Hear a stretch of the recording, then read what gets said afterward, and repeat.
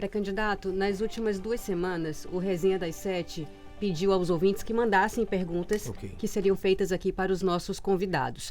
E a maioria das perguntas que a gente recebeu dos ouvintes diz respeito à mobilidade. Essa pergunta foi feita para todos os pré-candidatos que passaram aqui no programa ao longo dessa semana, e eu também vou fazer na segunda-feira com outro pré-candidato.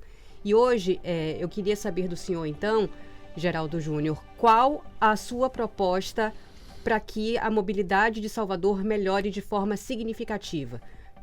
Todos os dias aqui no programa a gente recebe denúncias, queixas, reclamações dos ouvintes sobre os engarrafamentos da cidade, suburbana, rótula do abacaxi, cabula. Qual a sua proposta para melhorar a mobilidade aqui na capital baiana? Gabriela, essa pergunta é extremamente importante. Talvez, em função do tempo, eu não consiga detalhar da forma que seria necessário.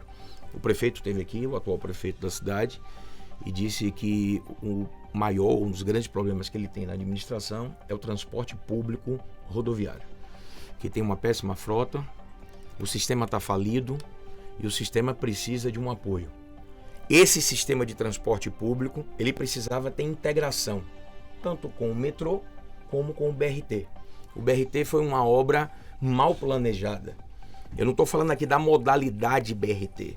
Eu estou dizendo que o BRT foi instalado numa área que não é populosa da cidade, não tem passageiros e não integra ao sistema de ônibus. Ontem eu estava no miolo da cidade. O miolo da cidade ali é Pau da Lima, que é cercada por um lado pela BR-324 e pelo outro lado ele é cercado pela Avenida Paralela.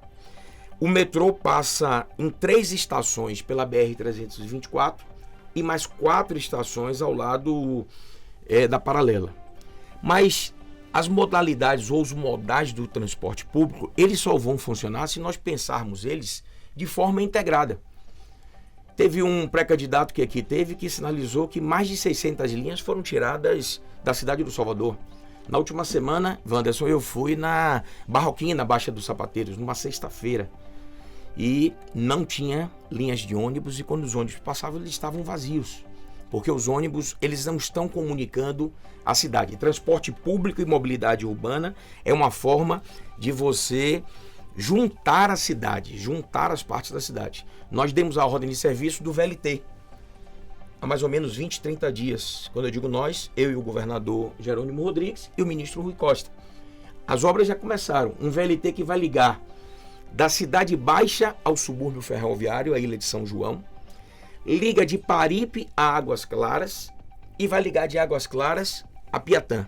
Então, como eu sei que a audiência aqui do Resenha é uma audiência forte aqui na capital, talvez aquele amigo que esteja lá em São Tomé de Paripe ou que esteja em Paripe, na praia de Tubarão, que frequenta a praia de Tubarão, ele agora com o VLT, ele vai poder se comunicar com a cidade, ele vai poder circular na cidade e ele vai poder estabelecer a convivência da cidade. Ele vai poder ir agora numa praia de Piatã, Itapuã, através de um sistema de transporte, de um modal e de mobilidade. As intervenções que fizemos começando lá atrás com o Rui Costa e agora com o governo de Jerônimo e Geraldinho. Nós entregamos a Gal Costa. Nós duplicamos as ações da 29 de março, que foi iniciada pelo governador Rui Costa e nós concluímos e integramos. Esse é um processo de mobilidade urbana na cidade. Nós criamos ontem, eu estava ali bem próximo, a Via Barradão. Como aquela Via Barradão ela favorece para destravar o trânsito? Nós estamos aí para entregar à sociedade ali a Artênio Valente. Então esses processos, e aí como é que você me pergunta qual seria a solução de um transporte público rodoviário falido e o prefeito assumiu aqui? Nós precisamos repensar o transporte público rodoviário em Salvador.